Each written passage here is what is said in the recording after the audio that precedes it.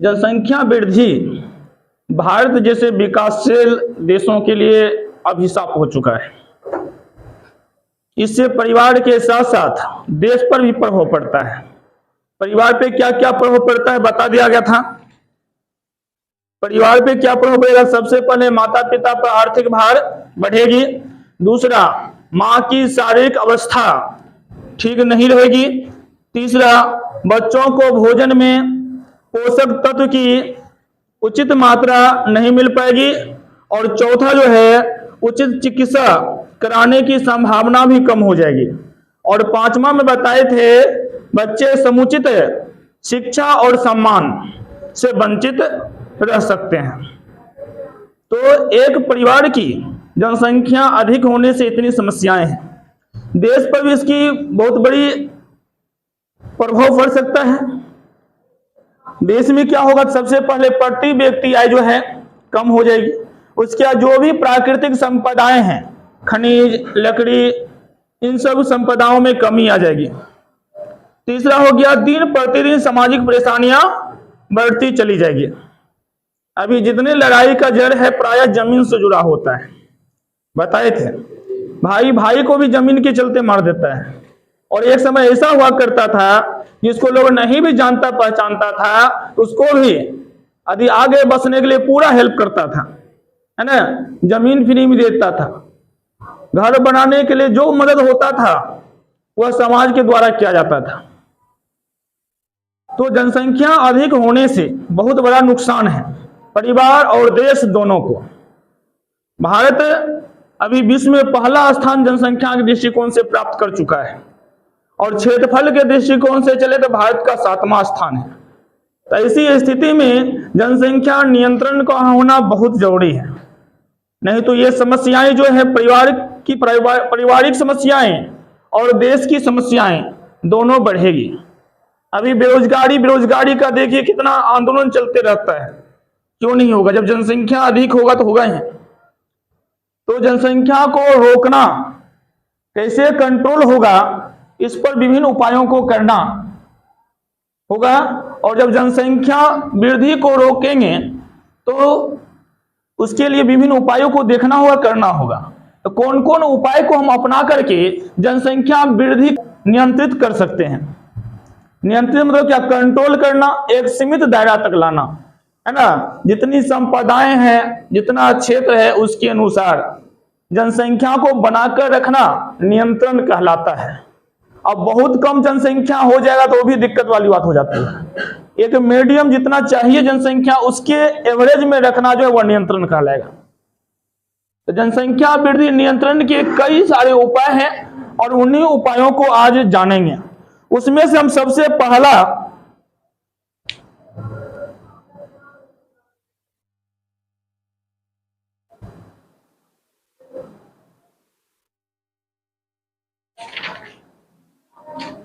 विधि की जो बात करेंगे, तो जनसंख्या वृद्धि नियंत्रण के जो विधियां हैं उसको हम दो भागों में बांट सकते हैं। एक हो गया अस्थायी। एक कौन सा हो गया? अस्थायी। कहने का मतलब कुछ समय के लिए अस्थायी विधियां। और दूसरा जो है वो है आपको अस्थायी विधियां, परमानेंट जिसे बोलेंगे, अस्थायी विधियां।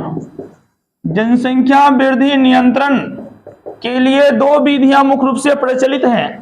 पहला है आपको अस्थायी विधियां और दूसरा है अस्थायी विधियां। समझ में आई बात? अस्थायी विधियां और अस्थायी विधियां। जनसंख्या वृद्धि नियंत्रण क्यों जरूरी है? ताकि परिवार और देश हर दृष्टिकोण से संपन्न हो, परिवार खुशहाल हो। छोटा परिवार सुखी परिवार, ये सरकार का नारा है, बात भी सही है। जो परिवार जितना छोटा है वहां परेशानियां उतना कम है। परिवार ज्यादा है, बड़ा है, तो परेशानियां भी उतनी अधिक है ना। किसी का तबीयत खराब, पढ़ाई लिखाई, खाना पीना, है ना, बस मूलभूत आवश्यकताएं हैं, रोटी कपड़ा मकान। चौथा में स्वास्थ्य हो जाते हैं, पांचवा शिक्षा हो जाते हैं, है ना। ये सब भी जरूरी हो जाता है। इन सबको पूरा करने के लिए और कमाने वाला व्यक्ति कम हो परिवार में, जनसंख्या ज्यादा हो तो काफी दिक्कत हो जाता है। है ना, कभी सुख चैन नहीं मिल सकता है, परेशानियां, टेंशन हमेशा रहेगा। इन सब से छुटकारा पाने के लिए जनसंख्या वृद्धि को नियंत्रित करना अत्यंत आवश्यक है। जनसंख्या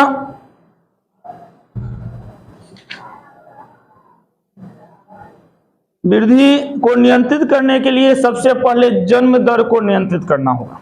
इसको जो जन्म है, तो जन्म दर में कमी हो, कम से कम संतान उत्पन्न हो। मृत्यु दर को तो बढ़ा नहीं सकते हैं, जबरदस्ती नहीं मार सकते हैं, चलो वृद्धि हो गया चलो इतना को मार दो, ऐसा कर सकते हैं? नहीं कर सकते। जनसंख्या कंट्रोल करने के लिए है, मारियो देंगे तो घटेगा जनसंख्या, लेकिन ऐसा करना क्या होगा? पाप होगा।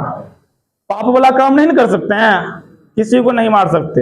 हाँ, जो जन्म होने वाले हैं उस पर कंट्रोल कर सकते हैं। मारने का अधिकार अपना लोग को नहीं है, वो केवल प्रकृति को है ना। जैसे भूकंप आ जाती है, कई सारे लोग मर जाते हैं, सुनामी आते हैं उसमें मर जाते हैं, तो प्राकृतिक घटनाओं में मरते हैं, है ना। और अपना लोग का इंसानियत है, यदि कोई ऐसा होते हैं तो उस परिवार को मदद करना, यदि गरीब परिवार से हैं तो प्राण तो नहीं लौटा सकते हैं, आर्थिक मदद करना, मतलब जो होता है उसको इंसानियत के नाते मदद किया जाता है। सरकार भी इस पर कदम उठाए हैं। आग लग जाता है घर में, आग जलता है, घर जल जाता है, कोई मर जाता है, सरकार उस पर जाकर अनुदान देते हैं, अपना सरकार जो है अपना व्यवस्था करते हैं, है ना। कोई पैसे वाला है वो भी होता है, गरीब लोग है चलो मदद करते हैं, नहीं खाने पीने तो कम से कम राशन दे देते हैं। ये इंसानियत का फर्ज है। मारना अपना लोग का फर्ज नहीं है, अपना लोग का मदद करना फर्ज है ना। तो अपना लोग के बस में सिर्फ यही है कि जन्म दर को ही कंट्रोल कर ले। जब जन्म ही कम होगा तो जनसंख्या कम हो जाएगा, जनसंख्या नियंत्रण में आ जाएगा। कि चीन जैसे तो नहीं हो जाएंगे कि अब 3 हो गया तो चलो फांसी दे दो, क्या? और वो भी लगाया तो अच्छा किया, कंट्रोल करें, लोग बात से नहीं सुनेगा तो कानून सरकार को लगाना पड़ता है। क्या होगा, 2-4 को फांसी पड़ेगा, लोग सचेत हो जाएगा, है ना। ऐसा करेगा ही नहीं, इसके लिए कठोर कानून लगाना पड़ जाता है आवश्यकता पड़ने पर। तो जनसंख्या वृद्धि को यदि आप नियंत्रण करना चाहें तो जन्म दर को कंट्रोल करना होगा। किसको कंट्रोल कीजिएगा? जब तक जन्म दर को कंट्रोल नहीं कीजिए तो जनसंख्या वृद्धि नियंत्रण होगा नहीं होगा। तो जन्म दर नियंत्रण का मुख्य उद्देश्य है जनसंख्या वृद्धि दर को रोकना। जनसंख्या वृद्धि दर को कैसे रोका जा सकता है? जन्म दर पर कंट्रोल करके। किस पे? जन्म दर पर कंट्रोल करके जनसंख्या वृद्धि को नियंत्रित किया जा सकता है। और जन्म दर कंट्रोल हो इसके लिए कई सारे उपाय हैं। उन उपायों को हमने 2 भागों में बांटा, एक का नाम दिए अस्थायी विधियां और दूसरा जो है अस्थायी विधियां। तो जन्म दर कंट्रोल कैसे होगा? गर्भ निरोध से। कैसे होगा? जनसंख्या नियंत्रण कैसे होगा? जन्म दर नियंत्रण से। जनसंख्या नियंत्रण करना हो, जनसंख्या वृद्धि नियंत्रण करना हो तो क्या होगा? जन्म दर नियंत्रण करना होगा। और जन्म दर नियंत्रण करना होगा तो क्या करना पड़ेगा? क्या करना पड़ेगा? गर्भ निरोधक को अपनाना होगा, है ना। गर्भ का रुकावट हो, गर्भ नहीं हो, अर्थात ओवम और स्पर्म फर्टिलाइज नहीं हो। गर्भ करने का मतलब ओवम और स्पर्म को फर्टिलाइजेशन से रोकना, उसी को कहते हैं गर्भ निरोध। उसको क्या बोलेंगे? गर्भ निरोध। केवल गर्भ निरोध को अपना करके जनसंख्या वृद्धि नियंत्रण किया जा सकता है। किसको अपना करके? और एक आदर्श गर्भ निरोध के कुछ गुण होना चाहिए। आदर्श गर्भ निरोध के लिए क्या होना चाहिए? गुण है, पहला है प्रयोग करने वालों के लिए अनुकूल हो। जिस आप निरोध का उपयोग कर रहे हैं, वो जिस पर प्रयोग कर रहे हैं, जो प्रयोग करने वाले हैं उसके लिए अनुकूल होना चाहिए, उसका साइड इफेक्ट नहीं पड़ना चाहिए, नंबर 1। दूसरा जो है आसानी से पर्याप्त हो। आसानी से क्या हो? प्राप्त हो सके और सस्ता भी हो। प्राप्त भी हो सके और सस्ता भी हो। तीसरा जो है प्रभावशाली हो किंतु उत्क्रमणीय नहीं हो। प्रभावशाली भी हो लेकिन साइड इफेक्ट नहीं डालता हो, है ना। उत्क्रमणीय उल्टा प्रभाव नहीं दिखाता हो। चौथा आप कह सकते हैं इसका कोई प्रतिकूल प्रभाव नहीं पड़ता हो। अर्थात गर्भ निरोध का यदि आप उपयोग कीजिएगा, उत्तम गर्भ निरोध किसको कह सकते हैं, है ना। कई सारे गर्भ निरोध हैं, अभी उसका जिक्र करेंगे एक एक करके। तो उस गर्भ निरोध के लिए जो है उत्तम कौन सा होगा, उत्तम के लिए कुछ बातें आपको ध्यान में रखना होगा कि सबसे पहले प्रयोग करने वालों के लिए यह अनुकूल हो, दूसरा क्या हो, आसानी से प्राप्त हो सके, सस्ता हो, तीसरा जो है ना प्रभावशाली हो किंतु उत्क्रमणीय नहीं, मतलब उल्टा इफेक्ट नहीं दिखाता हो, और चौथा जो है कोई प्रतिकूल प्रभाव नहीं पड़ता हो। तो हम विधियों पे चलते हैं, तो विधियों को हम दो भागों में बांटे, अस्थायी विधियां और अस्थायी विधियां। एक है आपको टेम्पोररी, कुछ समय के लिए, दूसरा है परमानेंट। कौन कौन विधियां हैं, टेम्पोररी और परमानेंट। टेम्पोररी को कुछ समय तक रोक सकते हैं, परमानेंट को सदा के लिए रोक सकते हैं। परमानेंट विधि का एक बार उपयोग कर लिया गया तो वह जिंदगी भर में अपने जो लाइफ स्पेन है उसमें वह कभी भी पेरेंट तब नहीं बन सकता है। तो लोग परमानेंट विधियां कब अपनाते हैं, जब संतान उत्पन्न हो जाता है ना, एक या दो संतान हो गया तो लोग परमानेंट विधियों पे चले जाते हैं, वैसे टेम्पोररी विधियां चलते हैं। तो टेम्पोररी में जो आपको है, अस्थायी में जो है, पहला है सुरक्षित काल अथवा ताल विधि। एक नंबर में कौन आता है, सुरक्षित काल, सबसे अच्छी बात है सुरक्षित काल एवं ताल विधि। सुरक्षित काल और ताल विधि है, एवं नहीं अथवा इसी का नाम है। सुरक्षित काल का ही दूसरा नाम क्या है, ताल विधि। सबसे पहले देखिए सुरक्षित काल क्या है। आप जानते हैं मनुष्यों में फर्टिलाइजेशन मुख्य रूप से कौन सा होता है, इंटरनल फर्टिलाइजेशन होता है, आंतरिक निषेचन होता है ना। और उस आंतरिक निषेचन को संपन्न करने के लिए जो सामान्य विधियां हैं उसको कहा जाता है कोपुलेशन। उसको क्या कहा जाता है, कोपुलेशन कहा जाता है। हिंदी में क्या कहा जाता है, मैथुन या सहवास या संभोग।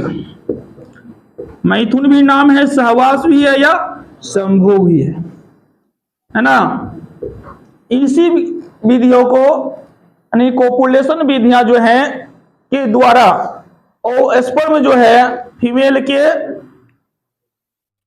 रिप्रोडक्टिव पार्ट्स तक पहुंचते हैं।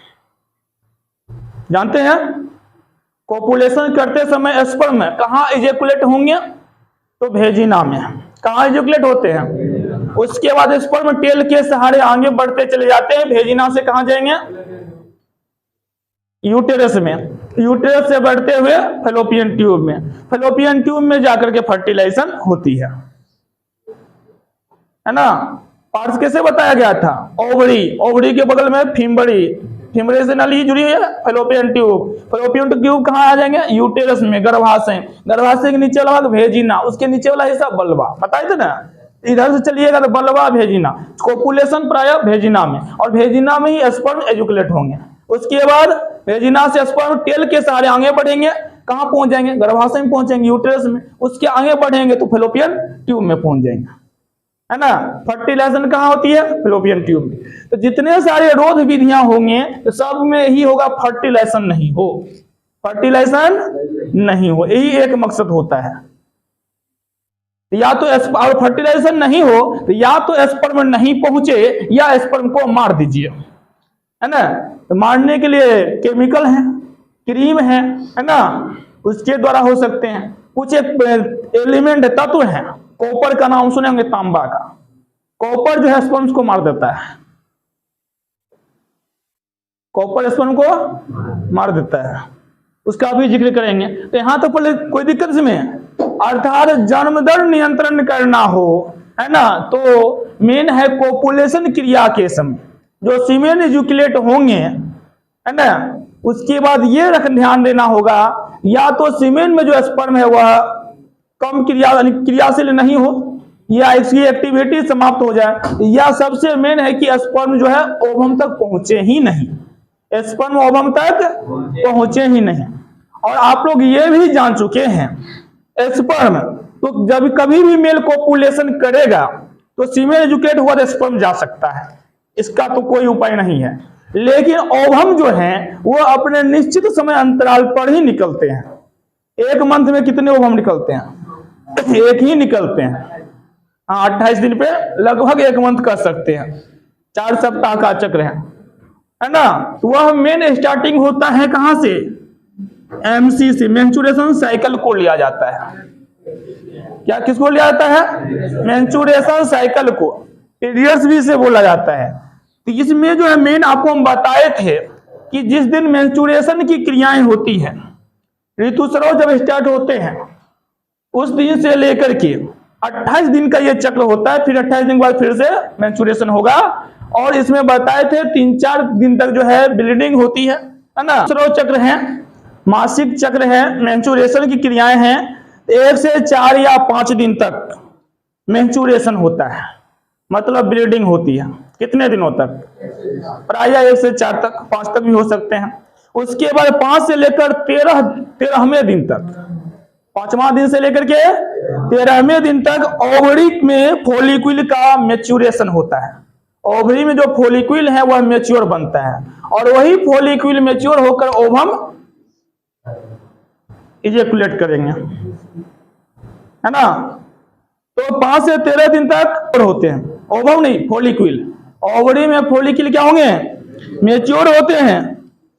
और साथ ही वही 5 से 13 दिन के अंदर जो है, जो गर्भाशय में जो है नई भित्ति अर्थात इंडोमेट्रियम लेयर का निर्माण भी होता है। इंडोमेट्रियम लेयर का निर्माण भी, चूंकि पहला से 4 दिन तक जो ब्लीडिंग होती है उसमें इंडोमेट्रियम लेयर टूट जाता है, वही ब्लड के रूप में बाहर आता है। उसके बाद 5वां दिन के बाद से वह मरम्मत होना शुरू होते हैं। 5वें दिन से लेकर 13वें दिन तक बन जाते हैं। 5वें दिन से लेकर के इस समय ओवम निकलेगा। पीरियड्स में ओवम बाहर आता है? नहीं आता है।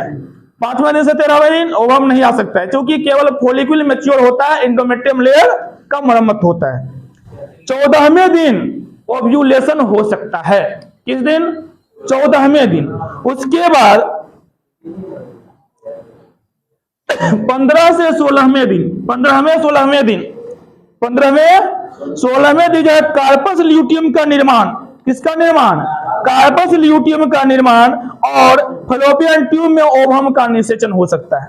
फर्टिलाइजेशन कब हो सकता है? 15वें या 16वें दिन। क्योंकि आप जानते हैं कि ओवम से जब, ओवरी से जब ओवम निकलते हैं, ओव्यूलेशन जब होता है, तो उसको फिंबड़ी पकड़ करके फलोपियन ट्यूब में लाता है, और फलोपियन ट्यूब तक लाने में कितना समय लग जाता है? 14वां दिन जाकर ओव्यूलेशन हो गया, और इसको फलोपियन ट्यूब तक आते आते लगभग 12-13 घंटा लगता है, नहीं 1 दिन लगभग बढ़ जाता है कहें तो। इसीलिए यदि 14 को ओव्यूलेशन हो गया तो 15वें दिन या 16वें दिन जाकर फर्टिलाइजेशन हो सकता है। 14वें दिन यदि ओव्यूलेशन हुआ तो, है ना, 15वें दिन ओव्यूलेशन हुआ तो 16वें दिन फर्टिलाइजेशन हो सकता है। यदि उस समय कोपुलेशन करेगा, स्पर्म पहुंचेगा तो। कोपुलेशन नहीं किया जाएगा, स्पर्म नहीं पहुंचेगा तो फर्टिलाइजेशन नहीं हो सकता। यहां तक कोई दिक्कत? अब 15-16वें दिन के बाद आता है आपको 20 से 25 दिन। कितने दिन में? 20 से 25वें दिन। अब बोलिएगा ये 16 से 20 कहां गया?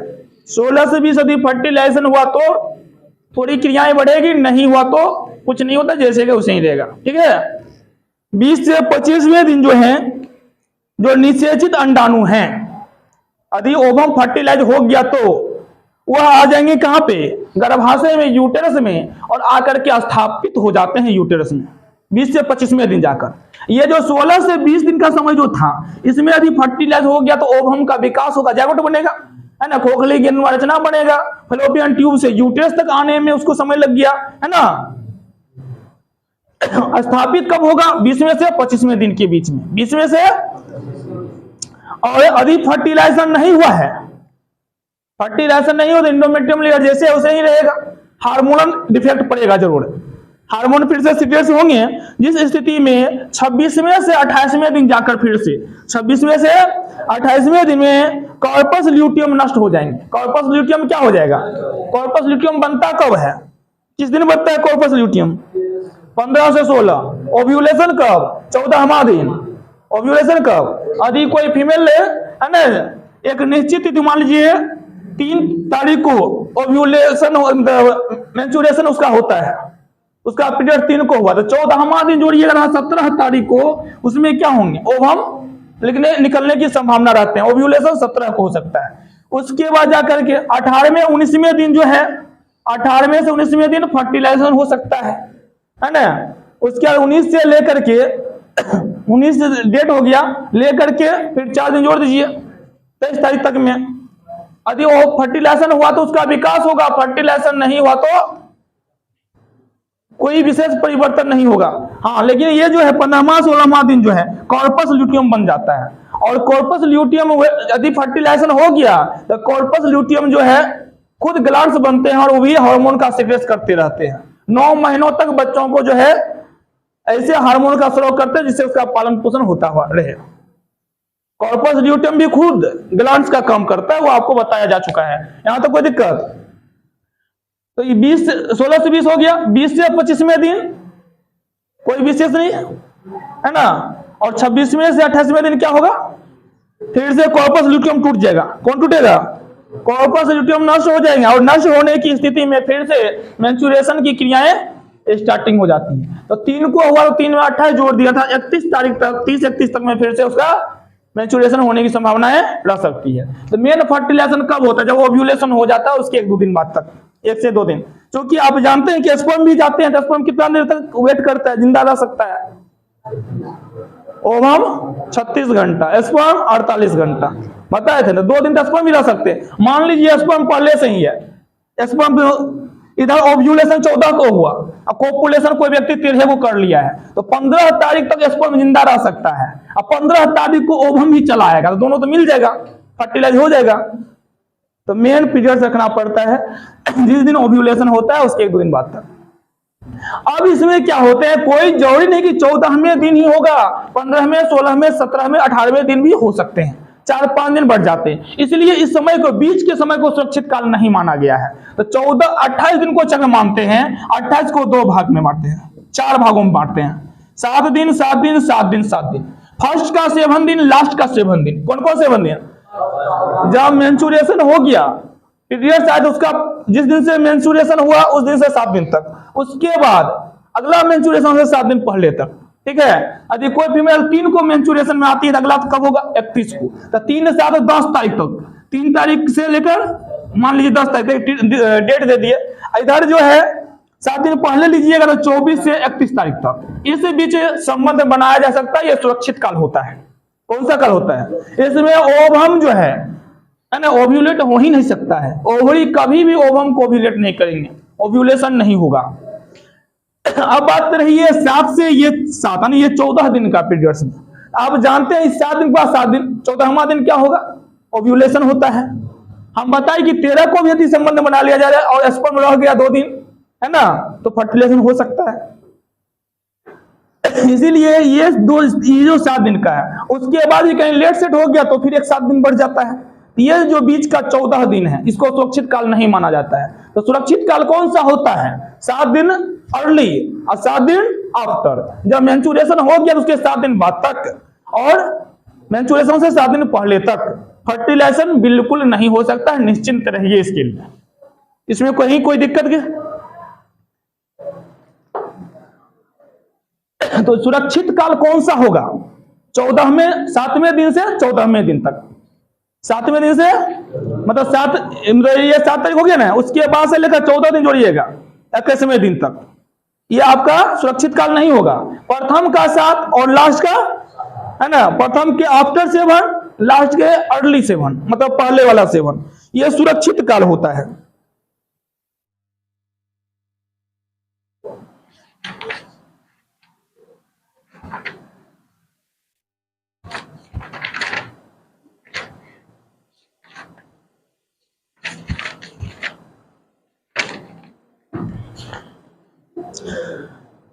हम बात कर रहे थे सुरक्षित काल पे या ताल विधि पे, सुरक्षित काल या ताल विधि, इसको इंग्लिश में सेफ पीरियड भी कर सकते हैं। सेफ का सुरक्षित, सेफ पीरियड या ये आपको कब होगा, 1 सप्ताह पहले तथा 1 सप्ताह महिलाओं में जो आवर्त चक्र है, जो मेंस्ट्रुएशन होती है या ऋतुस्राव होते हैं उसके 1 सप्ताह पहले तथा 1 सप्ताह बाद का समय सुरक्षित काल कहलाता है। मेंस्ट्रुएशन के 1 सप्ताह पहले और मेंस्ट्रुएशन के 1 सप्ताह बाद तक का समय कौन सा काल कहलाता है? सुरक्षित काल। किसका सुरक्षित काल? है ना, गर्भ नहीं होने का सुरक्षित काल। समझ में आ गया? तो 13वें से 16वें दिन का भी ये संभावनाएं हो सकती है। ये तो जान गए सुरक्षित काल हो गया। और यह बात किस पर निर्भर करता है तो ये जान लीजिए, सबसे पहले ओव्यूलेशन पर निर्भर करता है। किस पे करता है? ओव्यूलेशन का समय पूछेंगे तो क्या बोलिएगा? मेंस्ट्रुएशन प्रारंभ होने के 14वें दिन।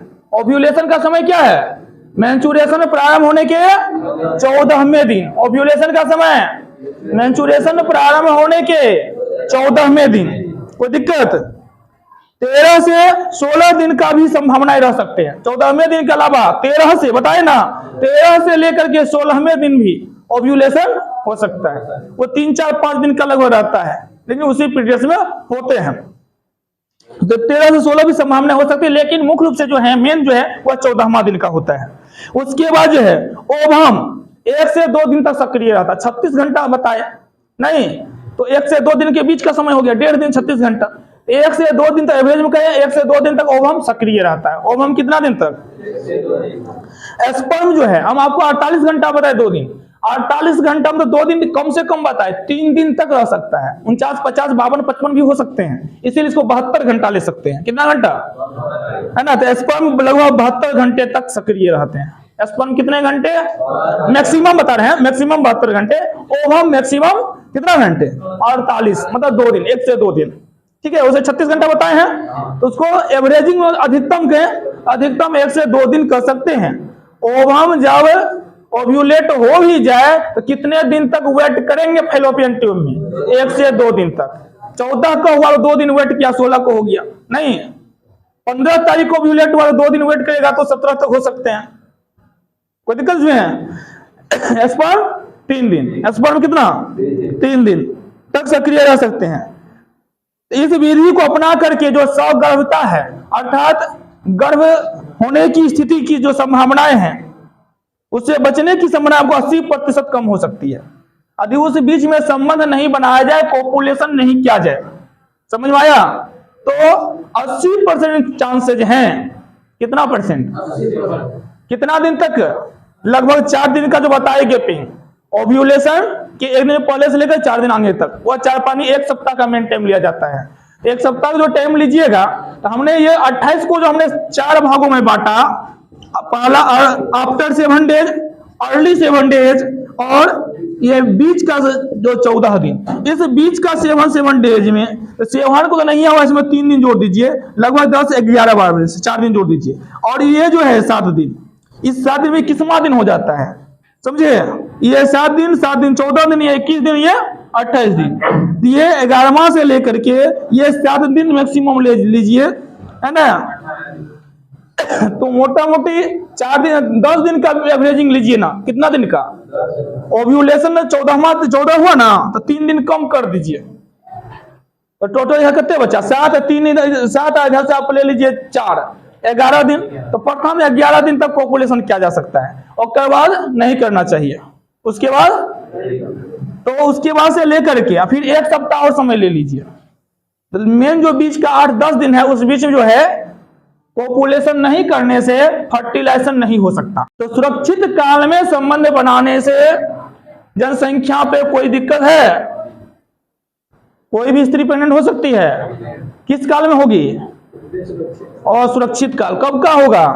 जब भी होगा पीरियड्स के 10-12 दिन के बाद से, लगभग 12-13 दिन से लेकर के 1 सप्ताह जोड़ लीजिएगा, 7-8 दिन तक। यहां तक कोई दिक्कत? इसी को ताल विधि इसलिए कहता है, इसमें पता होना चाहिए मेल और फीमेल को, दोनों पार्टनर्स को पता होना चाहिए, है ना, डेट का, समय का, इसीलिए इसको ताल विधि कहा जाता है। क्या कहा जाता है? ताल विधि। ये विधियां क्लियर हो गई। इस विधि को अपना करके सगर्भता से कितना % चांस है कि बचा जा सकता है? 80%। अब वो जो 4-5 दिन हुआ, किसी में पीरियड्स हो सकता है कि 30-35 दिन का हो, 32 दिन का हो, उसमें थोड़ा सा अनबैलेंस हो सकता है। और कोई ऐसा नहीं कि फीमेल की सभी फीमेल का या कोई एक ही फीमेल लीजिए कि 28 दिन पर उसका रिपीटेशन होगा, ऐसा नहीं होगा। किसी महीना में 28 दिन पर हो गया, हो सकता है अगला पीरियड 30 दिन पर आता हो, उससे अगला हो सकता है 35 दिन पर आ गया हो, है ना। एक सप्ताह आफ्टर तक होगा तो हार्मोनल डिफेक्ट है, कमजोरी है, शारीरिक स्थिति है, उससे घबराना नहीं चाहिए। हाँ, ज्यादा लेट होता है, 1.5 महीना 2 महीना 3 महीना कहीं एक बार पीरियड्स आते हैं तो डॉक्टर से संपर्क करना चाहिए, है ना। जांच के द्वारा पता लगा जाए क्या कारण है, उसका फिर उचित इलाज है। तो सुरक्षित काल ये आपका अस्थायी विधियां हैं, इसमें केवल समय को ध्यान रखना पड़ता है।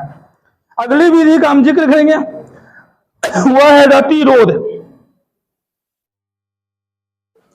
अच्छा, ये जो ताल विधि है या सुरक्षित काल वाली विधि है, इसको प्राकृतिक परिवार नियोजन भी कहा जाता है। प्राकृतिक परिवार नियोजन क्या कहा जाता है? परिवार नियोजन का अर्थ होता है परिवार को नियोजित करना, अर्थात एक परिवार सुखी कैसे रहे, उसमें जनसंख्या कितना सीमित रहे, है ना। एक सीमित संख्या में परिवार का होना परिवार नियोजन कहलाता है। और परिवार नियोजन में अधिकतम सदस्यों की संख्या कितना दिया गया है? 5 से 6 तक, है ना। 2 चाइल्ड हो गए, 2 उसके माता पिता हो गए, एक दादा दादी में आ जाते हैं, है ना। तो 5-6 तक जो है परिवार है, यदि 5-6 जनसंख्या वाला परिवार है तो वह आपका नियोजित परिवार होगा। कैसा परिवार होता है? नियोजित परिवार, है ना। तो सरकार ने परिवार नियोजन कार्यक्रम चला रखा है, फैमिली प्लानिंग, उसके तक ऑपरेशन करके, है ना, नसबंदी कर दिया जाता है ना, नसबंदी किया जाता है ताकि अगला चाइल्ड उत्पन्न नहीं हो।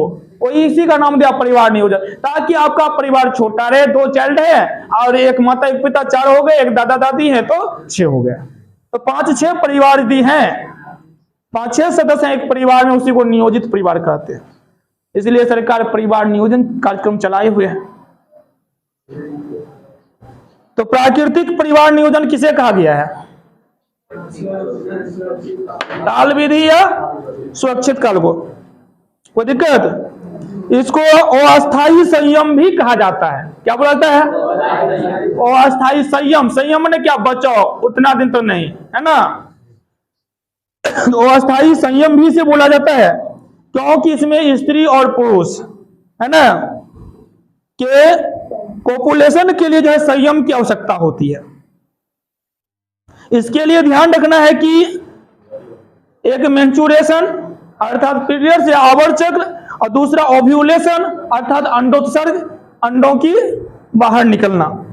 ये स्थिति क्या है? तो प्राकृतिक परिवार नियोजन के लिए कुछ क्रियात्मक लक्षण का ज्ञान होना भी आवश्यक है।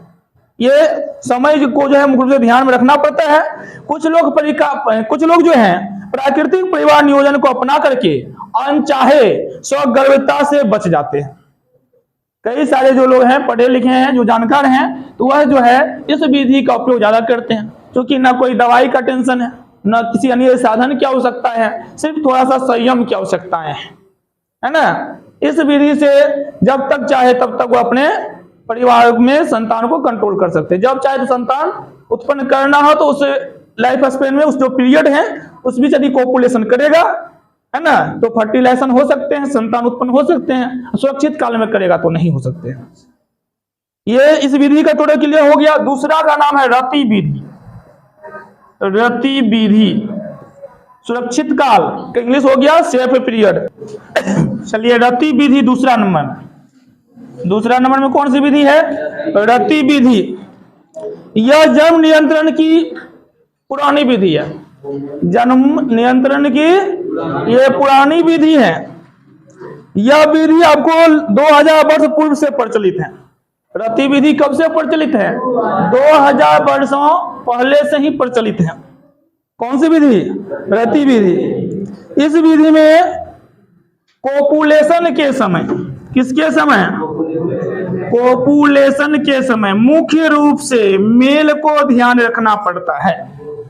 मुख्य रूप से किसको ध्यान रखना पड़ता है? मेल को ध्यान रखना पड़ता है ना। तो जब कोपुलेशन किया जाता है और कोपुलेशन करने के बाद जो सीमेन इजेकुलेट होने को होता है, तो मेल है ना, तो मेल को ये पता चल जाता है कि सीमेन एजुकेलेट होने वाला है।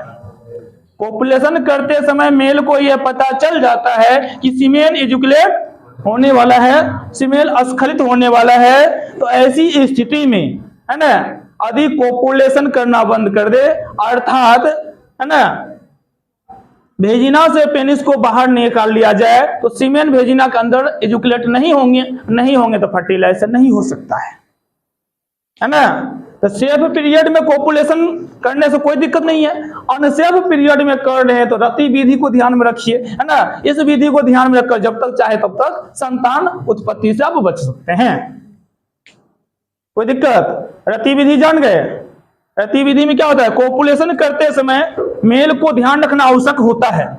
जब मेल को ये एहसास हो जाए कि सीमेन एजुकुलेट हो तो वह कोपुलेशन करना बंद कर दे, अर्थात पेनिस को बाहर निकाल लिया जाए। सीमेन एजुकुलेट हो भी गया तो बाहर होगा, सीमेन एजुकुलेट हो भी जाता कहाँ होगा, वेजिना के अंदर नहीं होगा, तो फर्टिलाइजेशन नहीं होगा। किंतु इसमें अत्यधिक सावधानी और संयम की आवश्यकता होती है, अत्यधिक सावधानी और संयम की आवश्यकता होती है। यदि संयम नहीं बरता जाए, है ना, संयम नहीं बरते तो हो सकता है कि सीमेन का एजुकुलेट वेजिना के अंदर हो सकते हैं, तो है ना, इसलिए संयम भी बरतना होगा, सावधानी को ध्यान में रखना पड़ेगा। मेन इसमें सीमेन एजुकुलेट का जो समय है उसका अंदाजा होना चाहिए। तीसरा आते रासायनिक विधि। इस विधि में रसायनों से बने हुए टेबलेट्स सब आते हैं, है ना, मेडिसिन आते हैं जो या तो स्पर्म को मारने का काम करेंगे या ओवम को ही नष्ट करने का काम करेंगे, जो उसकी एक्टिव रहने की क्षमता है उसको घटा देता है। तो एक है वो फोम टेबलेट। कौन सा टेबलेट, उसको फोम टेबलेट भी बोला जाता है, फोम टेबलेट। कौन टेबलेट है, इसमें जेली है, जेली टाइप का है ना, इसके अलावा पेस्ट भी होते हैं और क्रीम भी होते हैं। ये सभी पदार्थों को कोपुलेशन करने से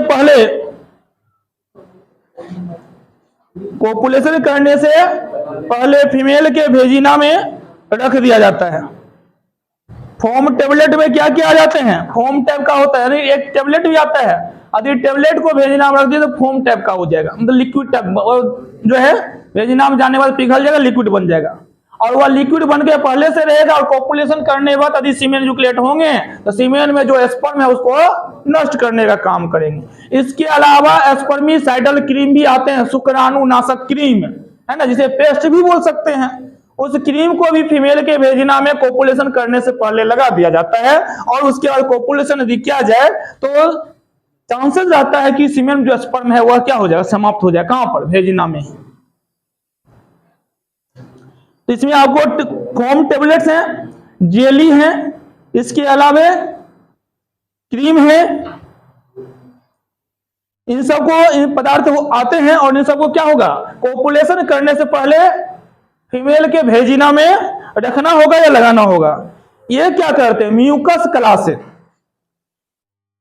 चिपक करके स्पर्म्स के गमन को रोक देता है।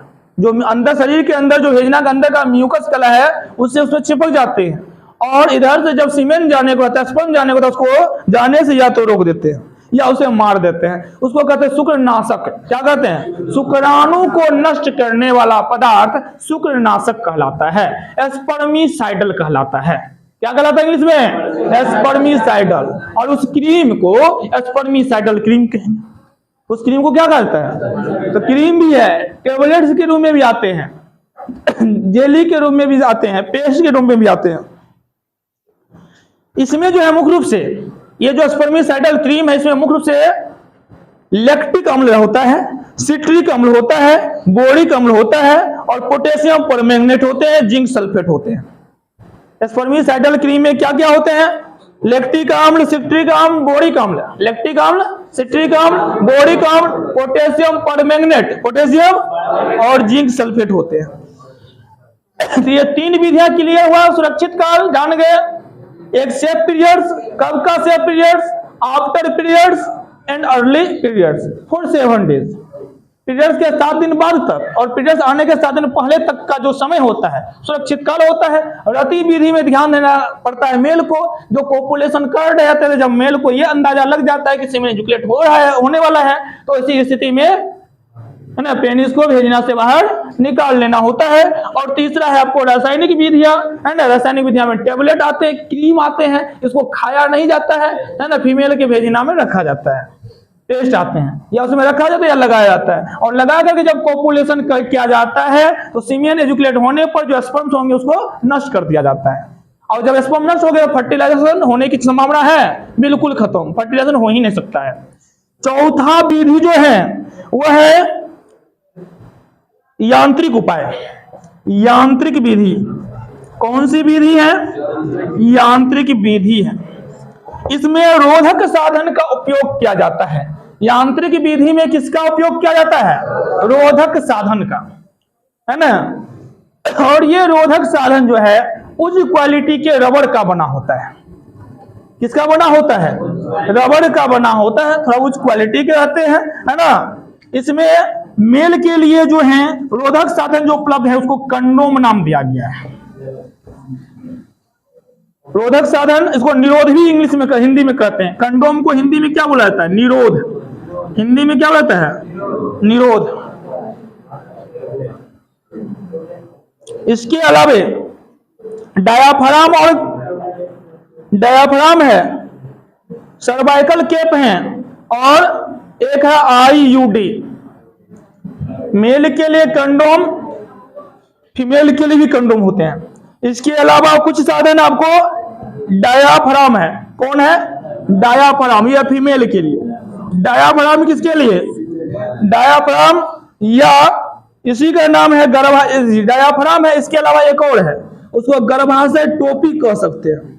गर्भाशय केप, यूट्रस के ऊपर केप लग जाता है। फर्टिलाइजर यदि कोपुलेशन क्या भी जाए, सीमेन एजुकेट होगा, स्पर्म बढ़ेंगे, लेकिन यूट्रस में जाएगा, गर्भाशय में जाएगा नहीं, गर्भाशय पर ही केप लगा दिया जाता है, ये डॉक्टर के मदद से, है ना। और चौथा है आईयूडी। कभी कभी परीक्षा में पूछा जाता है आईयूडी से आप क्या समझते हैं? आईयूडी का फुल फॉर्म भी पूछा जाता है। हिंदी में अंतः गर्भाशयी युक्ति बोला जाता है। हिंदी में इसको क्या कहेंगे? अंतः गर्भाशयी युक्ति डिवाइस, है ना। आईयूडी शॉर्ट में बोला जाता है। आईयूडी का फुल फॉर्म भी याद रखना, पूछा जाता है। आई से होता है इंट्रा, इस आई से क्या होता है? इंट्रा होता है। यू से यूटेरिन होता है, यू से क्या होता है? यूटेरिन। और डी से जो है डिवाइस होता है, डी से क्या होता है? डिवाइस। याद रखिएगा, I intra uterine device, IUD intra uterine device, है ना। हिंदी में अंतः गर्भाशयी युक्ति। ये तीन को जो है ये यांत्रिक विधि में आते हैं। किस विधि में? इन सब का एक ही काम है ना, कि स्पर्म को, है ना, फैलोपियन ट्यूब तक जाने नहीं देना है, या तो, है ना, वेजिना के अंदर ही जो कलेक्ट नहीं होगा, या यदि हो भी जाए तो डायाफ्राम है जो यूट्रस में जाने नहीं देगा। गर्भाशयी टोपी है, यह भी यूट्रस में जाने नहीं देगा। गर्भाशयी टोपी को सर्वाइवल केप बोला जाता है। इसके अलावा एक और है आईयूडी, है ना। ये तीनों का जिक्र कर रहे हैं। तो पहला है निरोध, या कंडोम। निरोध को क्या बोलता है? कंडोम बुलाता है। ये रबड़ का बना होता है। रबड़ों में एक बताए उच्च क्वालिटी का, तो वह है लेटेक्स। कौन सा? लेटेक्स। लेटेक्स रबर या लेटेक्स से निर्मित पतली दीवार वाली थैलीनुमा संरचना होती है। किसका है ये? थैलीनुमा संरचना। कंडोम कैसी संरचना है? थैलीनुमा संरचना है। कैसी दीवार वाली? एक पतला लेयर वाला। किसका बना होता है? रबर या लेटेक्स का। रबर या निरोध साधन में कहेगा, यांत्रिक विधि में है तो ये सब नाम आ जाएंगे, कंडोम, डायाफ्राम, गर्भाशय टोपी और आईयूडी आ जाएंगे। निरोध क्या है? कंडोम क्या है कहिएगा? यह रबर से बना हुआ या लेटेक्स से बना हुआ पतली दीवार वाली थैलीनुमा संरचना है। कैसी संरचना है? थैलीनुमा संरचनाएं हैं। कोपुलेशन के समय किसके समय? इस साधन को, ये जो कंडोम है, इसको मेल का जो पेनिस है उस पर लगाया जाता है। एक रबर टाइप का होता है, तो पेनिस के ऊपर एक रबर का परत लगा लिया जाता है, वही है कंडोम। अब जब ये रबर का लेयर लगा लिया और पॉपुलेशन क्या गया, सीमेन इजुकुलेट हुआ, तो कहाँ होंगे? कंडोम में ही। कहाँ होंगे? फीमेल के भेजिना में जाएगा? नहीं जा पाएगा। और जब नहीं जाएगा तो फर्टिलाइजेशन होगा? गर्भ होगा? नहीं होगा। केवल ये फर्टिलाइजेशन ही नहीं रोकता है ना, इससे जुड़े हुए कुछ बीमारियां हैं उसको भी होने से बचाता, फैलने से बचाता है। इसलिए सरकार ने कंडोम की व्यवस्था मुफ्त कर दी गई है। सरकारी हॉस्पिटल जाइएगा, वहां पर रहता है बॉक्स, लिखा रहता है मुफ्त कंडोम, है ना।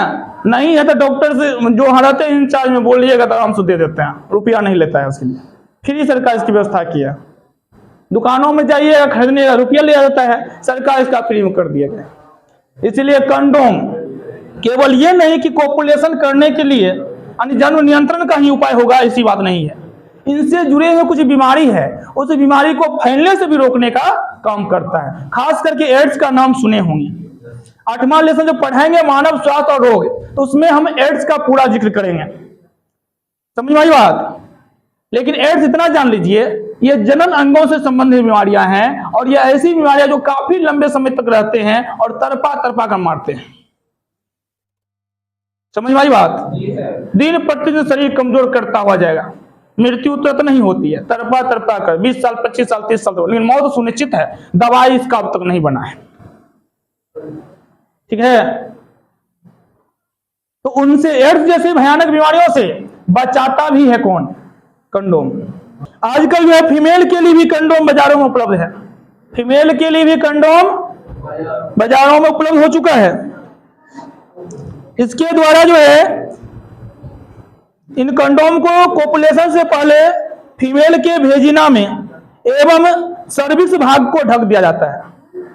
फीमेल का जो कंडोम होता है कोपुलेशन करने से पहले सर्विक्स भाग को और भेजिना और गर्भाशय को, भेजिना एवं गर्भाशय को, सर्विक्स भाग को ढक दिया जाता है।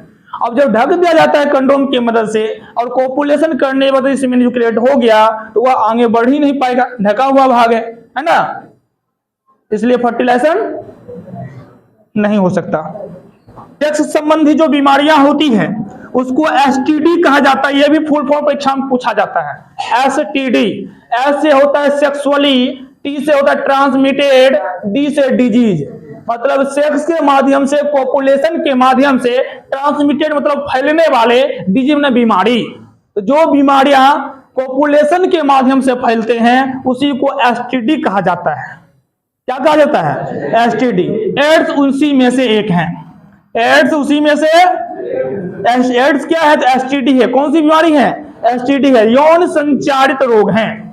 पॉपुलेशन को ही यौन बोला जाता है ना। तो यौन के माध्यम से फैलने वाले रोग, यौन संचारित रोग, यह एसटीडी कहलाता है। कोई दिक्कत? तो एड्स जैसे रोग से भी कंडोम क्या करते हैं? बचाते हैं। क्योंकि एड्स होता है वायरस से, और वायरस जब भी शरीर में प्रवेश करेगा तो लिक्विड के माध्यम से ज्यादा प्रवेश करता है। किसके माध्यम से? लिक्विड के माध्यम से। जैसे कोई हिस्सा कट गया, ब्लड फेंक दिया, एड्स यदि प्रवेश करेगा दूसरी कटल का हिस्सा से, इस चमड़ी को भेदने की क्षमता एड्स में नहीं होगा, मतलब वायरस में नहीं होगा, है ना। भेद करके नहीं जा सकता है। एचआईवी जो एड्स जो होता है, एड्स उत्पन्न करने वाले जो वायरस है उसको कहते हैं HIV, human immunodeficiency virus. HIV का full form human immunodeficiency virus. HIV ये ऐसा वायरस है जो एड्स उत्पन्न करता है। और एचआईवी शरीर में जाएगा कैसे? शरीर में कटल का द्रव के माध्यम से, ब्लड हो गया, थूक हो गया, सीमेन निकलता है उसके माध्यम से। जब कोपुलेशन करके आ जाता है उस समय सीमेन इजुकुलेट होगा। यदि किसी फीमेल को एड्स है, कोपुलेशन कर लिया, सीमेन इजुकुलेट हुआ, उसके माध्यम से शरीर के अंदर प्रवेश कर जाता है। इसीलिए यदि कंडोम लगा करके यदि क्या जाए तो जो फीमेल के अंदर यदि एचआईवी है, भी एचआईवी पॉजिटिव है, कोई फीमेल को एड्स है और इसका पता तुरंत नहीं चलता है, डॉक्टरी जांच से भी तुरंत नहीं चलता है। पता चलने में ऐसा देखा गया 2 साल से लेकर 10 साल तक लग सकते हैं। HIV पॉजिटिव होने में। यानी पहले आपको 2 साल से है, डॉक्टर जांच भी कीजिएगा, पता नहीं है पॉजिटिव नहीं है, 2 साल के बाद पता चलेगा। तो इधर कमजोरी शरीर में लगना शुरू रहेगा, है ना, नींद आएगा, छोटा मोटा कभी बुखार कभी सर्दी, थोड़ी बहुत बीमारियां होती रहेगी। इसलिए हर एक इंसान को साल में एक बार शरीर का होल टेस्ट पूरा जांच करवानी चाहिए, जिसकी खर्चा 50-60 हजार करीब लग जाती है पूरा जांच करवाने में। तो हमने आपको बताया था कि ज्यादा जनसंख्या होगा तो उचित इलाज हो पाएगा नहीं, पूरा शरीर का जांच भी निकाल, 5 गो परिवार है तो उतना तो करवा सकते हैं। साल 2 साल पर पूरे शरीर का टेस्ट करना चाहिए कि हीमोग्लोबिन क्या है ना, बीपी क्या है, डायबिटीज शुगर कितना है, चीनी कितना है ना। इसके अलावा जितने सारी है बीमारियां होती, ब्लड टेस्ट के माध्यम से सब पता चल जाता है। ब्लड टेस्ट है और सभी टेस्ट है। मुख्य रूप से साल में एक बार तो लगभग टोटल ब्लड टेस्ट करवानी चाहिए। अधिकांश जांच जो है ब्लड टेस्ट से चल जाती है। अधिकांश जांच किसके द्वारा होता है? ब्लड टेस्ट के द्वारा होता है। कुछ जांच जो है बलगम से होती है, कुछ जांच आपको सीमेन से भी होती है ना, कुछ जांच स्टूल से भी होती है। स्टूल समझते हैं ना। कंडोम की बात कर रहे थे तो कंडोम तो कोपुलेशन के समय स्पर्म को जाने के भेजना तो जाने, भेजना के बाहर तो जाने ही नहीं देते हैं, मतलब भेजना के अंदर ऊपर यूटेरस में फेलोपियन ट्यूब में जाने ही नहीं देते हैं, अर्थात फर्टिलाइजेशन तो रोकेगा ही रोकेगा। दूसरा कंडीशन ये है, यदि किसी भी पार्टनर, यदि मेल को भी HIV है तो फीमेल को नहीं होगा, फीमेल को है तो मेल को नहीं होगा, है ना। फीमेल को यदि HIV पॉजिटिव है, एड्स है, कंडोम लगाएगा, कोपुलेशन किया जाए उसके साथ, HIV नहीं होगा, मतलब एड्स नहीं होगा। मेल को यदि है भी तो भी फीमेल को नहीं होगा। इसीलिए सरकार क्या किए, ये बाजारों में आसानी से उपलब्ध है, सस्ते हैं, और सरकार द्वारा अब ये मुफ्त वितरित किए जाते हैं, फ्री में से बंटवारा किया जाता है। ये समझिए तो एक साधारण युक्ति है और प्रभावशाली युक्ति है। इसका कोई साइड इफेक्ट, कोई नुकसान नहीं है। जब भी कोपुलेशन किया जाए तो कंडोम का उपयोग किया जा सकता है, इसका कभी कोई साइड इफेक्ट नहीं है। लेकिन इस कंडोम का उपयोग एक बार प्रयोग कर लिया जाए तो दोबारा इसका उपयोग नहीं किया जा सकता। एक बार प्रयोग कर लेने का इसे फेंक दिया जाता है, यह काम के लिए नहीं रहता है, क्योंकि पतली रबड़ की थैली है, सीधी सी जान लीजिए। समझ आ गई बात। डायफ्राम की हम बात करते हैं। ये जो डायाफ्राम है और गर्भाशयी टोपी है, गर्भाशयी टोपी को सर्वाइकल कैप कहा जाता है। ये भी रबड़ के बने होते हैं, लेकिन गुंबद नुमा होते हैं। कैसा होता है? इस टाइप का होता है ना। ये वाला हिस्सा जो है फीमेल के भेजना के अंदर रहता है, ये खाली स्थान रहता है छिद्र के रूप में। कॉपुलेशन करने वक्त, है ना, यदि सीमेन एजुकेट होगा तो इसी में डायाफ्राम में ही रह जाएगा, यूट्रस में जाने ही नहीं देगा, ऊपर जाने देगा, फिर से वह बाहर आ सकते हैं, भेजना के रास्ते, बलवा के रास्ते बाहर आ सकते हैं, लेकिन ऊपर जाने नहीं देगा, और तब तक में स्पर्म्स मर भी जाते हैं। यहां तो कोई दिक्कत। तो डायाफ्राम किसका बना होता है? यह भी रबड़ का। कंडोम किसका बना होता है? यह भी रबड़ का बना होता है। एक गुंबदाकार रोधक उपाय है, गुंबद के आकार का है। किस आकार का होता है? गुंबद के आकार का। यह फीमेल की भेजिना के सर्विक्स पर स्थापित कर दिया जाता है। डायाफ्राम को क्या कहता है? फीमेल की भेजिना का जो सर्विक्स पार्ट है, सर्विक्स एरिया पर इसको स्थापित कर दिया जाता है। यह गर्भाशय की सर्विक्स अर्थात ग्रीवा, जो यूटेरस की सर्विक्स से ग्रीवा है, उसको ढक देता है। क्या करता है? ढक देता है, और गर्भाशय में, यूटेरस में स्पर्म को जाने से रोक देता है। इसका उपयोग दोबारा भी किया जा सकता है।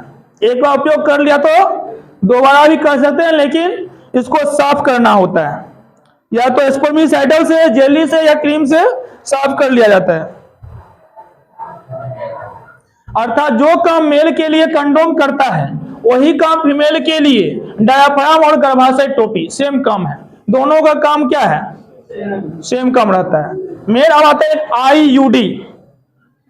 आईयूडी का फुल फॉर्म इंट्रायूटेराइन डिवाइस। याद रखिएगा, ऑब्जेक्टिव में पूछा जाता है ना।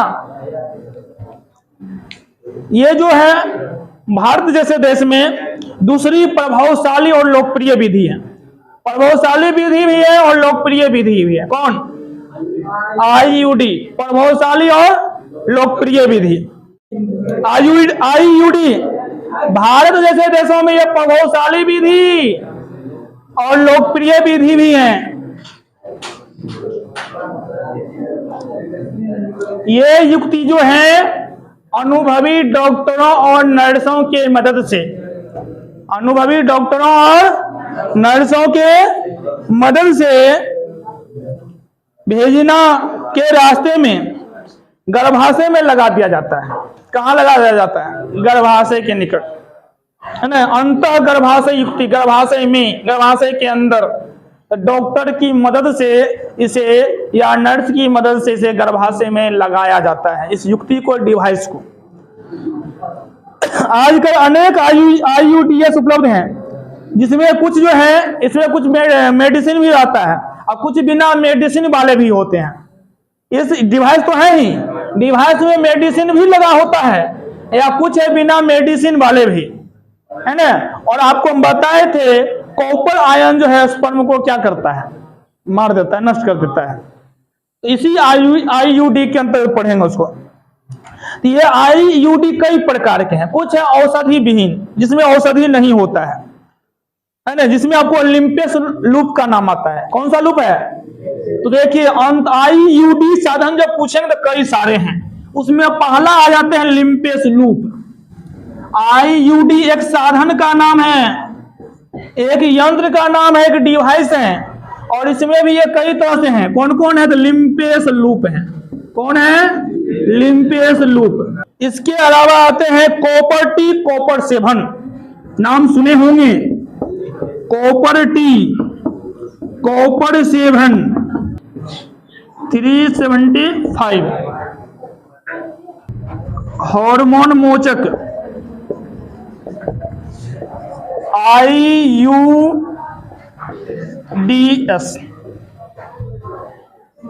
DS मतलब डिवाइसेस।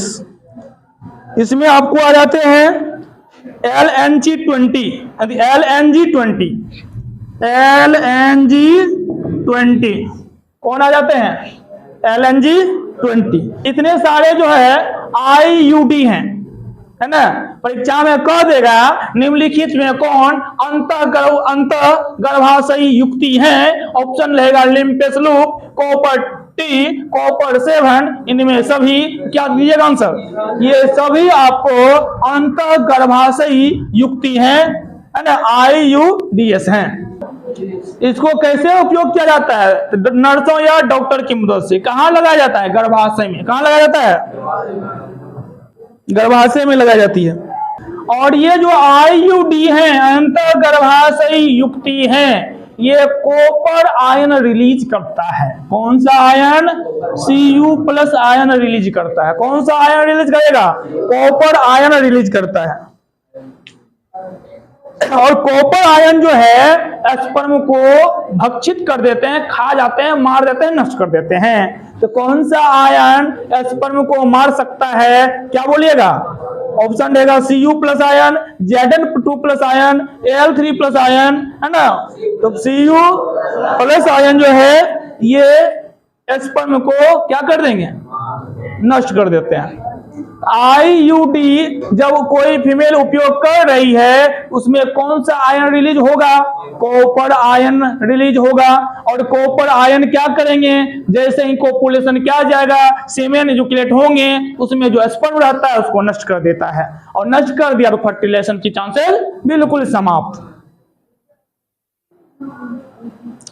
या नहीं तो भक्षण नहीं, क्या कुछ बच भी गया मारने से। चूंकि आप जानते हैं एक बार यदि कोपुलेशन किया जाए, जो सीमेन इजैकुलेट होंगे, कितना सीमेन इजैकुलेट होता है? 4 से 5 ml। और 1 ml में कितने स्पर्म्स?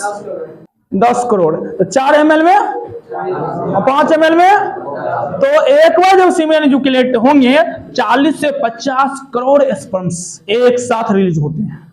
उतने सारे स्पर्म्स से कई सारे स्पर्म्स आपस में टकरा करके मर जाते हैं, एक साथ चलते हैं, है ना, एक दूसरे से टक्कर से मर जाते हैं। कॉपर आयन यदि है तो उसको मारेगा, जो थोड़ा बहुत बच भी गया ना उस कॉपर आयन के प्रभाव से उसकी एक्टिविटी कम हो जाएगी, गतिशीलता भी कम हो जाएगा। अब उसी को फैलोपियन ट्यूब तक तो जा नहीं पाएगा, रास्ते में मर जाएगा, चला भी जाएगा, जाने में लंबा समय लग जाएगा, 5-6 दिन लग जाएगा, तब तक में काम समाप्त है। जब कॉपर आयन नहीं रहता है तब ने कोई फीमेल जब आईयूडी लगाती है तब ने कॉपर आयन बनेगा।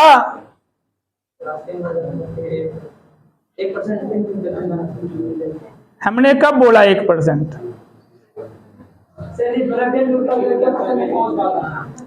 फैलोपियन ट्यूब तक बहुत कम, 1%।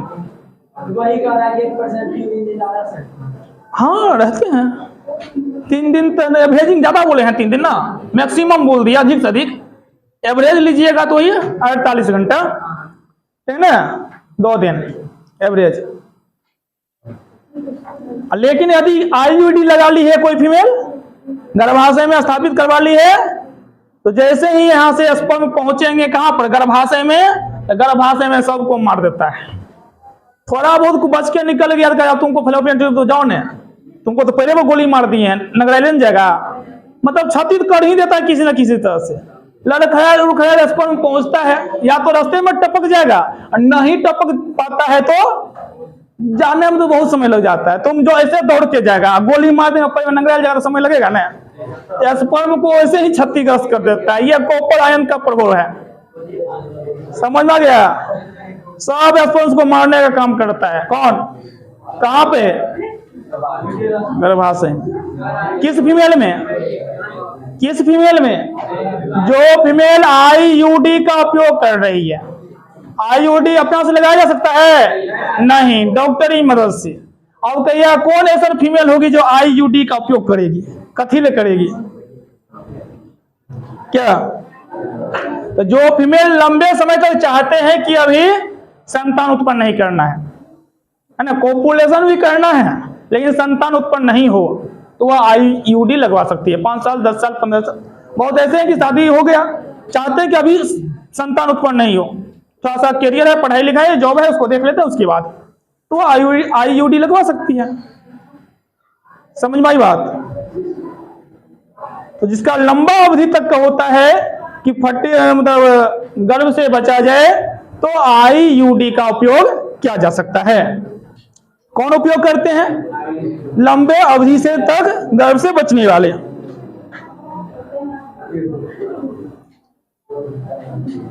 इसके अलावा स्पर्म को तो मारवे करता है, अब कुछ स्पर्म रही हो जाता है, यदि पहुंच जाएगा फर्टिलाइजेशन करने के लिए, तो फीमेल में जो हार्मोन रिलीज होगा है ना, उसकी क्षमता को नष्ट कर देगा। समझ में आई बात।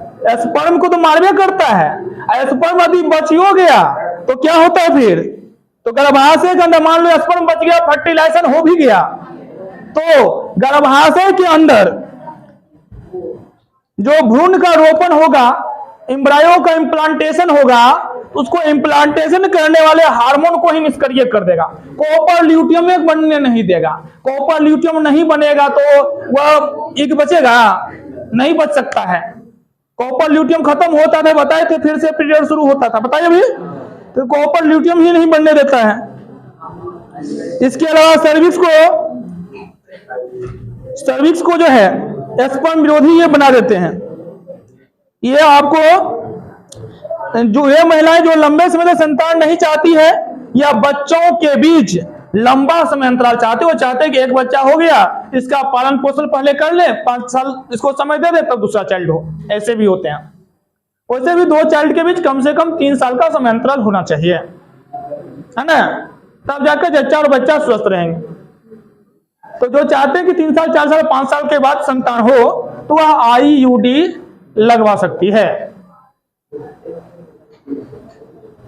इसलिए आईयूडी हमारे देश में आदर्श गर्भ निरोधक हैं। आदर्श गर्भ निरोधक कहेंगे तो क्या बोलिएगा, आईयूडी, आदर्श गर्भ निरोधक आईयूडी है।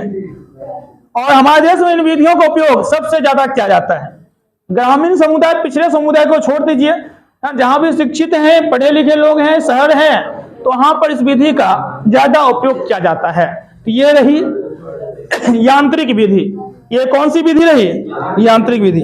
इस पांचवा जो गर्भ निरोधक के उपाय है वो है मुख्य गर्भ निरोधक युक्तियां, मतलब मुख के माध्यम से उपयोग करना होता है गर्भ निरोधक। इसमें टेबलेट आते हैं, क्या आ जाते हैं? टेबलेट आते हैं। और ये युक्तियां मुख्य रूप से महिलाओं के लिए है, स्पेशल रूप से। आईयूडी भी महिलाओं के लिए था, यांत्रिक विधि में कंडोम मेल के लिए था, डायाफ्राम कॉपर टी आईयूडी है ना, आईयूडी का हिस्सा कॉपर टी, डायाफ्राम हो गया, सर्वाइवल टेप हो गया, और आईयूडी ये महिलाओं के लिए। रासायनिक विधि में क्रीम सब आ जाते हैं, फीमेल के वेजिना में लगाया जाता है। रति विधि बता ही दिया है, इसमें मेल को ध्यान रखना पड़ता है। सुरक्षित काल है ना, फीमेल और मेल दोनों को पता होना चाहिए, है ना, यहां तक कोई दिक्कत है। तो मुख्य गर्भ युक्तियां, इसमें टेबलेट आते हैं जो महिलाओं को खाना पड़ता है। कुछ टेबलेट हैं जो डेली खाना पड़ता है, कुछ टेबलेट हैं जो सप्ताह में एक बार लिया जाता है। 8 बज गया। इसको हम गोलियों के नाम से, इंग्लिश में पिल्स के नाम से जानते हैं। किसके नाम से जानते हैं? पिल्स के नाम से जानते हैं। इस प्रकार की युक्तियों में महिलाएं जो है गर्भ निरोधक का प्रयोग गोलियों के रूप में करते हैं और मुख के द्वारा मुंह से उस गोलियों को खाते हैं। जैसे टेबलेट खाया जाता है वैसे, लेकिन इस टेबलेट को है ना पानी के माध्यम से नहीं खाया जाता है, टेबलेट को मुख में रखना पड़ता है। हाँ, अपने घुलेगा, धीरे धीरे शरीर के अंदर जाएगा। यानी कि टेबलेट लिए डायरेक्ट पानी डाल दिया, ऐसा नहीं होता है। टेबलेट को लेकर मुंह में रखना पड़ता है, वह जो है लार के साथ घुलता है, उसके बाद जाता है। क्या ओसीडी है ना, तो ये गोलियों के रूप में मुख के द्वारा उपयोग किया जाता है। अब देखिए, ये जो गोली बनी होती है, ये जो पिल्स बना होता है, प्रोजेस्टेरोन हार्मोन का बना होता है। किसका बना होता है? प्रोजेस्टेरोन हार्मोन का, प्रोजेस्टेरोन हार्मोन का बना होता है। प्रोजेस्टेरोन के साथ साथ एस्ट्रोजन का भी बना होता है। या तो प्रोजेस्टेरोन का बना होगा या प्रोजेस्टेरोन और एस्ट्रोजन दोनों मिलाकर बनाया जाएगा। गर्भ निरोधक गोलियों में किस हार्मोन, कौन सा हार्मोन की बनी होती है? कहिएगा प्रोजेस्टेरोन, सही है। प्रोजेस्टेरोन और एस्ट्रोजन दोनों से मिलकर, दोनों को मिलाकर के भी बनाया जाता है, या ओनली प्रोजेस्टेरोन हार्मोन से भी बनाया जाता है। कोई दिक्कत?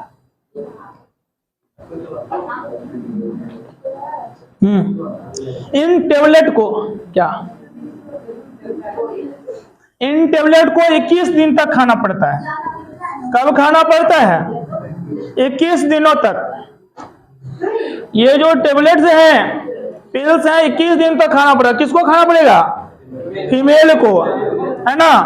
कब खाना पड़ेगा? पीरियड जब से होगा तब से लेकर के, पीरियड जो 3-4 दिन तो ब्लीडिंग होती है तो उस समय भी कर सकते हैं स्टार्ट, या ब्लीडिंग के बाद भी कर सकते हैं। अब पीरियड के स्टार्टिंग लेकर 21 दिन तक, उधर तो फिर 7 दिन सेफ ही है। लास्ट का 7 दिन सेफ है, शुरुआती का 7 दिन। अब कहिए शुरुआती से क्यों खाया? शुरुआती इसलिए खाया कि ये टेबलेट क्या करेगा, इस हार्मोन को बढ़ाएगा। शरीर में तो प्रोजेस्टेरोन और एस्ट्रोजन बनबे करता है। किसके शरीर में? फीमेल के। मेल के शरीर में प्रोजेस्टेरोन बनेगा? कभी नहीं, ओवरी बनाता है ना। फीमेल में बनेगा। और जब ये टेबलेट वो खाएगी और थोड़ी बड़ी ज्यादा जो है प्रोजेस्टेरोन एस्ट्रोजन बढ़ जाएगा। समझ आई बात? इसीलिए अर्ली आफ्टर 7, मतलब जब पीरियड होती है उसके बाद से इसको स्टार्ट करना पड़ता है। समझ आया? ताकि हार्मोन ज्यादा मात्रा में बना हुआ रहे। और जब ये हार्मोन ज्यादा बना हुआ रहे तो कॉपर ल्यूटियम बन ही नहीं सकता है, और नहीं बढ़ेगा फर्टिलाइज अर्थात गर्भ नहीं रह सकता। समझे? इस टेबलेट को खाना पड़ेगा कितने दिन तक? 21 दिन तक। फिर 1 सप्ताह नहीं, फिर से जब नेक्स्ट पीरियड होगा फिर से खाना पड़ेगा। गोलियां जो है ओव्यूलेशन में, मतलब जो ओवम निकलेगा उसके समय, और यदि फर्टिलाइज हो जाएगा तो इम्प्लांटेशन जो होगा, गर्भ जो स्थापित होगा गर्भाशय में, है ना, उसको ये ग्रीवा की श्लेष्मा म्यूकस की गुणवत्ता को परिवर्तित कर देगा। म्यूकस की जो गुणवत्ता उसमें क्या करेगा? चेंजिंग कर देता है हार्मोन की वजह से, जिससे स्पर्म के प्रवेश पर रोक लग जाता है। स्पर्म जो है ओवम में नहीं जा पाता है, या उसकी गतिशीलता कम हो जाती है। ये गोलियां अधिक प्रभावशाली है और इसका साइड इफेक्ट कम पड़ता है। लेकिन आपके बुक 12th में लिखा है कम पड़ता है, इन टेबलेट का साइड इफेक्ट पड़ता है, जान लो इतना। इसलिए हम इसकी सलाह नहीं दे सकते, ठीक है। डॉक्टर को क्या है, डॉक्टर देंगे, उसका तो पैसा इनकम बनता है। आप लोग को जानकारी, बुक इसलिए कहता है कि संतान को, सरकार का ये है कि संतान नियंत्रण जैसे भी हो लेकिन हो। लोग को टेबलेट खाना आज के समय में बहुत आसान काम है ना। कह दीजिए उसको है पीस कर लगा लीजिएगा, माथा का ठीक हो जाएगा, नहीं करेगा। टेबलेट खा लीजिएगा, फट से खा लेगा। सबसे आसान काम है टेबलेट खाना, है ना। इसलिए सरकार सीधे कहते हैं, है ना, इसका साइड इफेक्ट कुछ बुक में लिखा है, आपको और नीचे पढ़िए, साइड इफेक्ट नहीं पड़ता है। इसमें लिखा है इसका साइड इफेक्ट कम पड़ता है। डॉक्टर में पढ़िए इसका साइड इफेक्ट पड़ता है, ठीक है। इसलिए हम कभी भी इसकी सलाह नहीं दे सकते। तो दुष्प्रभाव वाले, कम दुष्प्रभाव वाले होते हैं। एक आता है गर्भ निरोधक है, सहेली नामक। अच्छा, ये टेबलेट का नाम क्या है मालूम है? मार्केट में मालाडी के नाम से प्रचलित है। किसके नाम से प्रचलित है? मालाडी। एक और नाम है मालायन। मालाडी और इसको, मालाडी और मालायन को डेली खाना पड़ेगा 21 दिन तक, जब से पीरियड्स होगा तब तक। क्यों? जब आप चाहते हैं कि हम अभी बाप नहीं बने तो, है ना, आपको नहीं खाना है, आपकी पत्नी को खाना पड़ेगा, आप नहीं खा लीजिएगा। चलिए ठीक है, शांत रहिए। मालायन और मालाडिन को 21 दिन तक खाना पड़ेगा। किसको? जो स्त्री चाहती है कि अभी हम गर्भ नहीं हो, है ना, अभी मां नहीं बने, 21 दिन तक खा लो, जब तक चाहे, 1 साल 2 साल 3 साल तो खाते रहेगा तो नहीं हो सकता। इसमें जो चाहते हैं कि सब दिन नहीं खाएंगे, तो उसके लिए आ गया सहेली। कौन सा टेबलेट है? सहेली नामक टेबलेट है। कौन सा टेबलेट? इसको हफ्ता में 1 बार खाइए। हफ्ता में क्या बार? 1 बार खाने की जरूरत है। कौन टेबलेट को?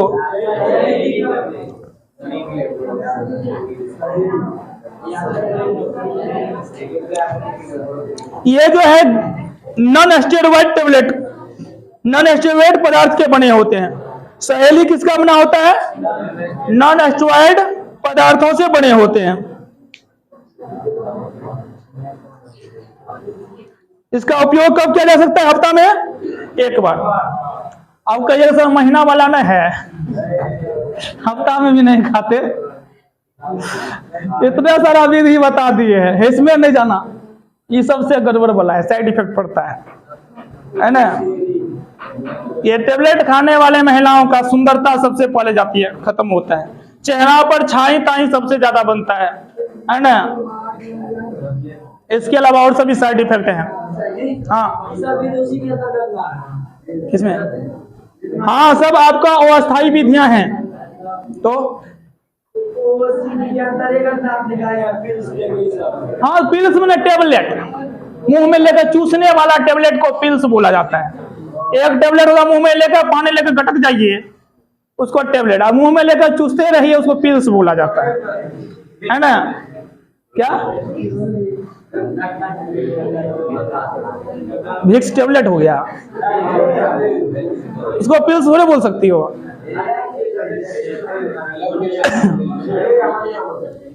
इसके अलावा और कौन कौन टेबलेट है जो कि मुंह में लेकर चूसना पड़ता है? हाँ, जो कीड़ी वाला टेबलेट आते हैं, नो वर्म टेबलेट, सब पेट के 40 वाला जो टेबलेट होते हैं कि 40 सब खत्म हो जाए, तो उस टेबलेट को डायरेक्ट मुंह में लेकर पानी मत पीजिए, काम नहीं करेगा। मुंह में लेकर जो लार शराबी होगा उसमें घुलकर शरीर के अंदर जाए तो उसका प्रॉपर फायदा मिलेगा। डायरेक्ट टेबलेट के रूप में खा लिए तो प्रॉपर फायदा मिलने वाला नहीं है।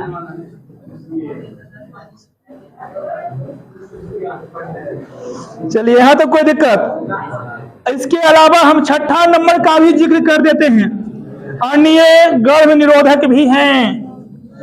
अन्य गर्भ निरोधक भी हैं। हाँ, ये टेबलेट जब तक खाइएगा तब तक गर्भ नहीं रुक सकता। टेबलेट खाना बंद कर दीजिए, गर्भ रुक सकता है। हाँ, जब टेबलेट खाना बंद कर दीजिएगा तो खाते रहिएगा तो नहीं होगा। आप चाहते कि 2 साल संतान नहीं, 2 साल तक टेबलेट खाइए, उसके बाद हो तो खाना बंद कर दिए, टेबलेट होगा। अन्य में जान लो, कुछ गर्भ निरोधक है, वह है मिनी पिल, प्रोजेस्टिन मिनी पिल। कौन सा? प्रोजेस्टिन मिनी पिल। खाया नहीं जाता है, चूसा भी नहीं जाता है, प्रोजेस्टिन है मिनी पिल। इसको जो है महिलाओं की बाह में, बाह समझते हैं ना, हाथ का हिस्सा ये जो है बाह कौन होगा? मिनी पिल है ये, ये पिल है, ये मतलब समझिए चूसने वाला टेबलेट है, मिनी पिल है ना।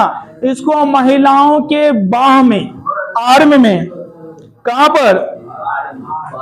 बाह में, त्वचा के नीचे रोपित कर दिया जाता है, त्वचा के अंदर दे दिया जाता है, अपना से नहीं, डॉक्टर करेंगे, ठीक है। त्वचा के नीचे क्या कर दिया जाता है? रोपित कर दिया जाता है, जो गर्भधारण को 3 से 4 वर्ष के लिए, कितने वर्ष के लिए रोक देता है।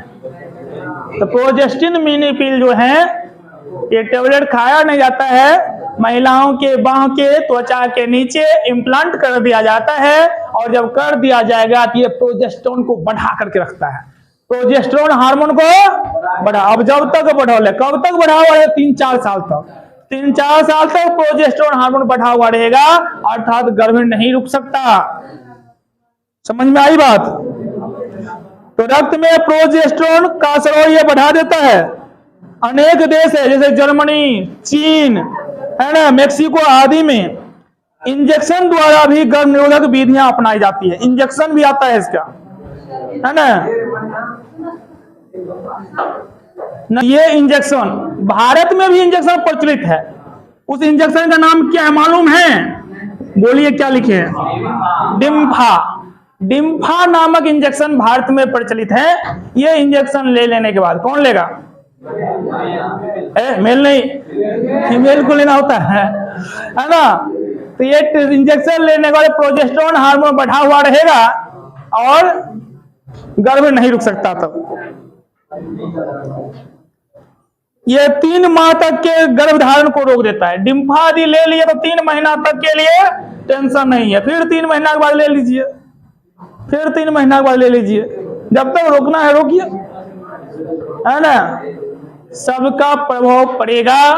इतना छोड़कर ये सब का जितना है गर्भ निरोधक युक्तियां वाला, इन सब का इफेक्ट पड़ता है। अरे हार्मोन शरीर में जितना बढ़ना चाहिए प्राकृतिक रूप से उतने न है, और जखन बढ़ा दीजिएगा तो प्रभाव नहीं पड़ेगा। कोई भी चीज अति खराब होता है। आपको जितना भूख लगा उतना खाइए तो अच्छा है स्वास्थ्य के लिए, उससे ज्यादा खाइएगा तो खराबी नहीं होगा। तो जितना हार्मोन शरीर में चाहिए उतना बढ़ना, उसको आप बढ़ा दीजिएगा तो इफेक्ट नहीं पड़ेगा, एकदम इफेक्ट पड़ेगा। यहां तक जान गए। इसके अलावा एक आता है एमटीपी। एमटीपी को हम आगे जिक्र करेंगे, वैसे भी 2 मार्क्स में काफी इंपॉर्टेंट है। इतना जान लीजिए, एमटीपी का full form medical terminating of pregnancy, मतलब गर्भ में, है ना, गर्भ में ही संतानों को मार देना एमटीपी कहलाता है। दवाई के माध्यम से, है ना, दवाई के प्रभाव द्वारा जो है गर्भ में यदि कोई संतान पल रहे हैं तो जिसको मार दिया गया उसको एमटीपी कहा जाता है, समझे, मेडिसिन के माध्यम से। और एमटीपी के द्वारा भी जनसंख्या नियंत्रण होता है, लेकिन एमटीपी पर सरकार प्रतिबंध भी लगाए हैं। जब तक डॉक्टर परमिशन नहीं देगा एमटीपी नहीं होगा। एमटी बच्चों को कोई गर्भ में बीमारियां हैं, अनुवांशिक बीमारी, का कोई इलाज नहीं हो सकता तो एमटीपी डॉक्टर करेंगे, है ना। एमटीपी भी जान गए तो एमटीपी भी जनसंख्या नियंत्रण का उपाय है, लेकिन लोग इसका गलत फायदा उठाने लगे। लिंग जांच करवा लेता था, गर्भ में लड़कियां थी और उसको गर्भ में ही मार दिया जाता था, एमटीपी हो जाता था, है ना। इसलिए सरकार इस पर रोक लगा दिया है। तो लिंग जांच पर तो रोक है ये है। इसके अलावा एमटीपी होने के लिए भी डॉक्टर परमिशन लेगा, डॉक्टर लिखेगा उस पर, तभी कर सकता है, ठीक है, नहीं तो पुलिस केस में फंस सकते हैं। तो आज हमने जाना कि जनसंख्या वृद्धि नियंत्रण के वो अस्थायी उपायों के बारे में, कई सारे उपायों का आपका जिक्र कर लिया। अब आप बताइए, बिना दवाई का भी अब जब तक चाहें संतान उत्पन्न नहीं करना है तो आपके हाथ में है कि नहीं है? अब